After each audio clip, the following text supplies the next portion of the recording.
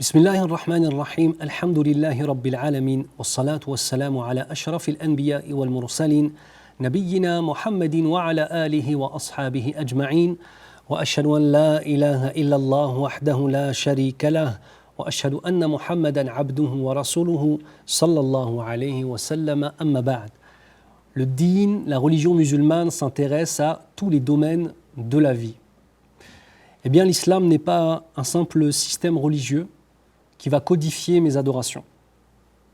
Je vais donc aller à gauche, à droite, lever la tête, baisser les bras, et les simples actes seraient suffisants pour... Non, l'islam est un mode de vie, et c'est un mode de vie qui est porteur d'un modèle civilisationnel.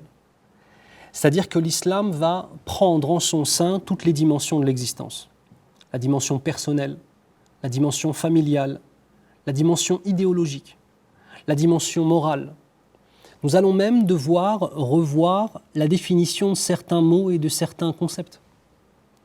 C'est très important de comprendre cela, mes frères et sœurs. La personne que tu es s'est construite au fur et à mesure des années, avec ton vécu et ton éducation. Premier des éléments, les valeurs que tes parents t'ont inculquées. Ce qu'ils t'ont défini comme étant bien ou comme étant mauvais. Tes us et coutumes qui vont venir définir ce qui est honteux ou ne l'est pas. Ce qui est préférable ou ne l'est pas. À cela, tu vas devoir ajouter ton parcours personnel. Les épreuves que tu as eues dans la vie, qui vont t'amener à des conclusions sur les gens, sur les choses, sur toi-même, sur des idées. Aussi les belles choses que tu vas vivre dans ta vie, qui vont t'amener à des conclusions sur les choses, sur les gens, sur ta vie. Et puis on aura une troisième chose, c'est le caractère avec lequel Allah Azza wa Jal t'a fait. Il y a des gens qui sont très courageux naturellement, d'autres non. Des gens qui se plaignent facilement, d'autres non. Tu vois, on a un petit peu ces trois choses principales. Il y en a d'autres, mais ces trois choses principales qui vont donner la personne que tu es aujourd'hui, en termes généraux. Mais ça, c'est imparfait et humain. La définition même du bien que tu as reçu dans la société dans laquelle tu es, ce sont des efforts humains. À telle époque, telle chose est bien, à telle autre époque, la même chose est mauvaise. À telle époque, telle chose est mauvaise, et à une autre époque, elle devient bien. Les choses changent. Pourquoi est-ce qu'elles changent ? Parce que la base qui a amené à ces conclusions, c'est la conscience humaine qui elle-même est imparfaite. Et on est toujours conditionné par le temps, par l'époque dans laquelle on est. L'islam nous ramène un modèle qui est un modèle divin. Tu comprends ? Ce sont des vérités absolues sur la notion du bien et du mal. Ce qu'Allah Azza wa Jal a rendu obligatoire, c'est le bien absolu. Ce qu'Allah Azza wa Jal a rendu illicite, c'est le mal absolu. Tu comprends ? En fait, nous, en tant que musulmans, l'islam n'est pas simplement un manteau que l'on va mettre, une veste que l'on va mettre durant nos adorations.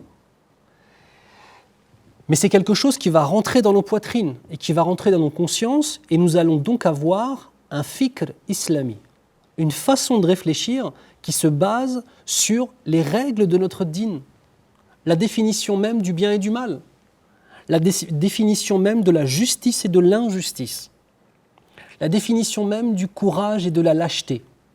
Ce n'est pas en fonction de ton vécu que tu vas donner la définition, mais c'est en fonction de ce qu'Allah Azza wa Jal nous a révélé. Tu comprends ce que je te dis ?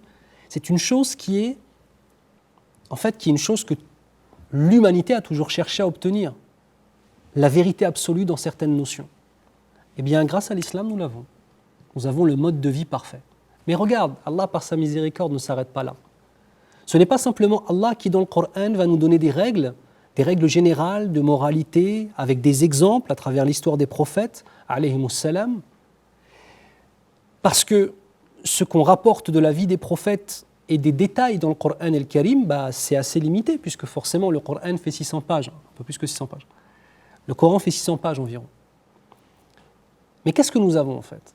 Nous avons en plus de cela le modèle du prophète Mohammed sallallahu alayhi wa sallam. Et Mohammed sallallahu alayhi wa sallam, qu'est-ce qu'il est ?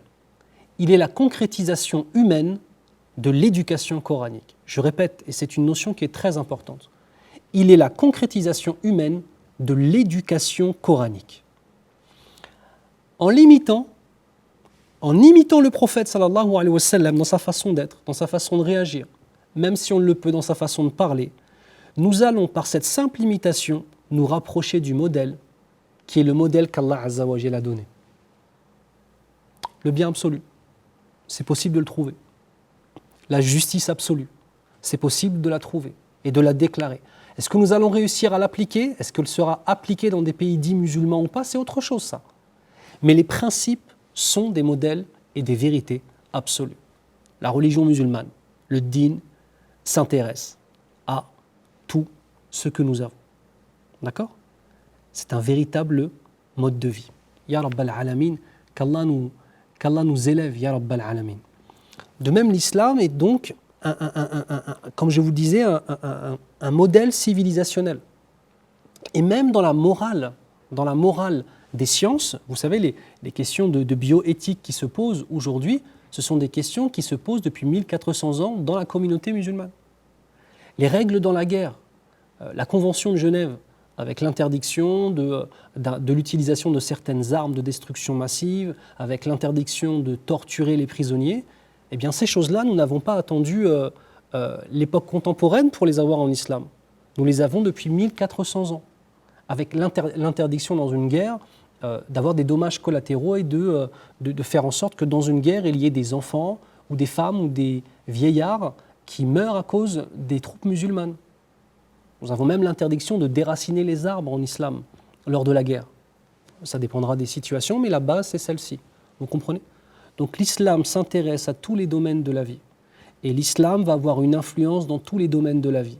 Que ce soit le domaine de l'intellect, le domaine de l'action, le domaine du travail, le domaine de l'économie, le domaine de la politique et de la morale, l'islam vient nous ramener un modèle absolu et parfait. Qu'Allah fasse que nous soyons dignes de ce modèle absolu. Ya Rabbal Alamin, qu'Allah vous préserve tous.